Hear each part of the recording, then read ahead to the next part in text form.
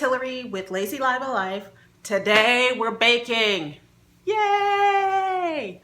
I decided since I think it's the third season of the Great British Bake Off has been on television, I decided I'm going to try to bake along with the Great British Bake Off.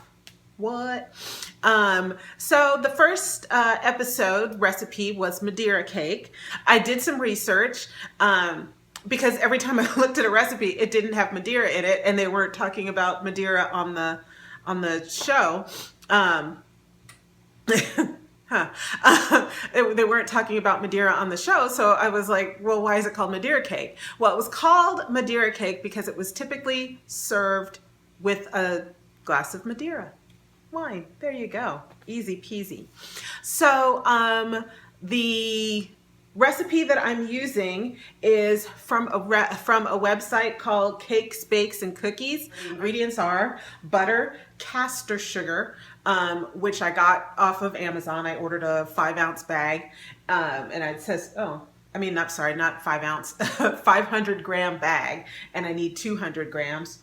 1 teaspoon of vanilla essence, 3 eggs, 225 grams of plain flour, 1.5 teaspoons of baking powder, and 3 tablespoons of hot water. So simple ingredients except for the castor sugar. In looking up, I made a cake last week that called for castor sugar, and it just said to grind regular sugar because castor sugar is an extra fine but not a powdered sugar. So my cake last week turned out really well. But I thought I want to try it and see if there's a difference with the actual says on the bag castor sugar. One of the important things to have is a scale. And I've linked to this below because I got this off of Amazon for, I think it was less than 15 bucks. And it's been a great help. And just to let you know, when you see, it has a tear button. So that's very important when you're looking for a scale if you don't get this one by Ozeri. The tear button, no matter what, if you're weighing this in a big bowl that weighs 15 pounds, whatever, you just set your bowl here on the scale and then you tear it and it takes the weight of the bowl away so that when you put your items in the bowl, you're only weighing the items in the bowl, which is nice. I've decided to flavor my Madeira cake with blackberries because we had an abundance left over from my last time to the farmer's market. And I'm not quite sure how to incorporate fruit into this cake, so we're gonna experiment and see how it goes. One thing I've learned about baking, I've been baking for a long time, but I keep saying this, that I'm lazy. I'm so sorry. I'm trying not to be lazy. I'm a lazy baker. I was a lazy baker. If it called for, 2 bowls and then you had to make the well and, pour the things in the well from the other bowl, I never did that. I always made it in 1 bowl. And I found that, surprise, since I followed the instructions as close to as being written, my cake results are a lot better. We're gonna have to cream it for a long time. It says like 10 or 15 minutes. So this is my castor sugar. Boop. Isn't it cute? Little bag. I got this off of Amazon. I'll link to it below. I forgot how much it was. But it says India Tree is the brand. Super fine castor baking sugar, 1 pound bag.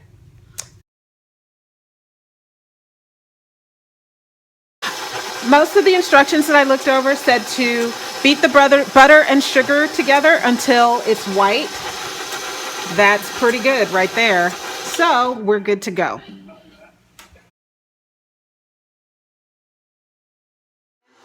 And the next ingredient that I need to add is hot water. And it's supposed to mix to a smooth consistency with the hot water. You can see that it's kind of a little grainy. So the picture on the website is smooth. So here's our first tablespoon of water. The batter's nice and mixed.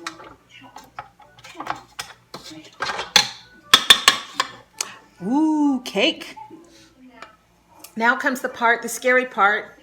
where we're adding our blackberries, because that is not part of the recipe. So that is my improvisation. So we're just going to fold them in. And I think I macerated these a little bit, and I added a little flour because I don't want them to sink to the bottom. So I'm just going to add what I think is enough berries. And I'm going to know that when I fold. I think I could do it with a little more.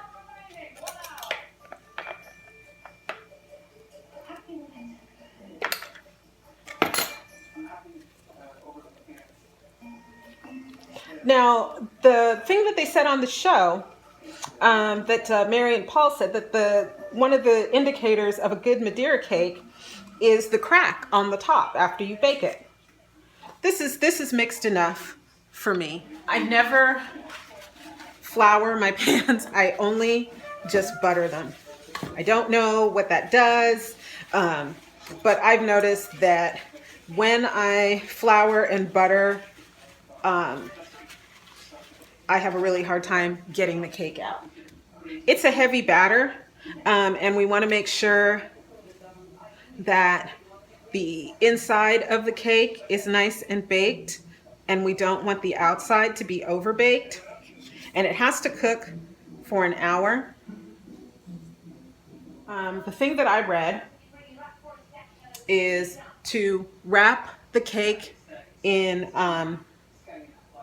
newspaper, wrap the bottom so that the cake, it slows down the baking process of the outside of the cake. Okay, so I put a strip of newspaper together, and it said it had to be pretty thick, like 5 or 6 layers thick. So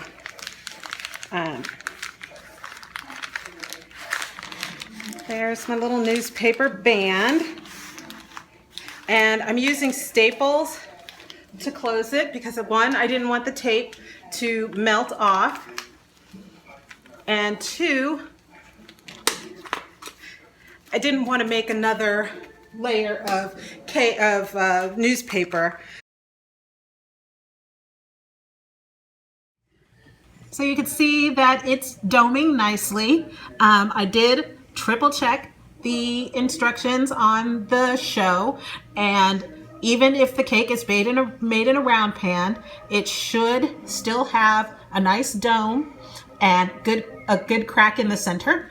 Okay, our timer's gone off, our cake is done, and let's see how we Madeira it. Oh, I don't have any. Might need a towel of some sort, because I hear when you take things out of the oven, they're hot. Here's my Madeira cake. It has a nice dome to it. I got some cracking, but not big like they have it in the show. But there's a nice crack here, and we're just going to put a toothpick in the center. And you can see it came out clear, so this is cooked. It's been about 20 minutes for our Madeira cake, and it has cooled a little bit. The instructions that I read said to turn it out and let it finish cooling on the rack, because that is how you prevent the dreaded soggy bottom. So, getting our rack, nice rack, and flip.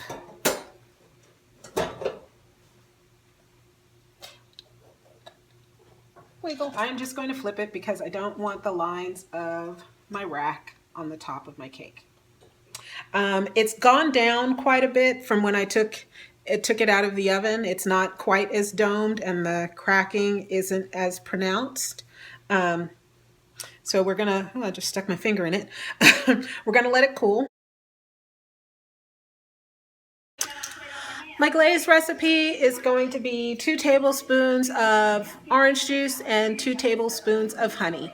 I feel like a lighter citrus would be a good blend with my blackberry and the denseness of the cake. I'm just going to mix those together, heat them in the microwave, and brush them on my cake. Okay, so I've got my cake on my cake plate, platter, and this is a way to make sure that when you're glazing your cake and you get the runoff, that it doesn't get on the on the edge of the cake plate. Learned that from Martha Stewart. Thank you, Martha. Now I've got my glaze.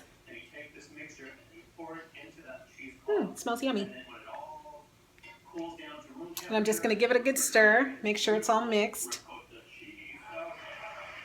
And I'm just going to start glazing my cake. So there's my cake all glazed. And now I'm just going to drizzle. There's my nicely glazed Madeira cake. And it's pretty cool. So I'm going to go ahead and give it that inaugural slice. It's spongy. It's nice. It's still warm. You can see the way the blueberries are kind of interspersed in there. Let's go ahead and give it a taste. I can't wait. I don't know. Do we want to do it like Paul and Mary does and they just like stick the fork in there and start mushing around? No, we don't want to do that.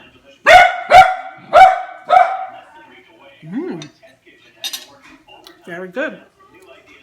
Madeira cake. Thumbs up.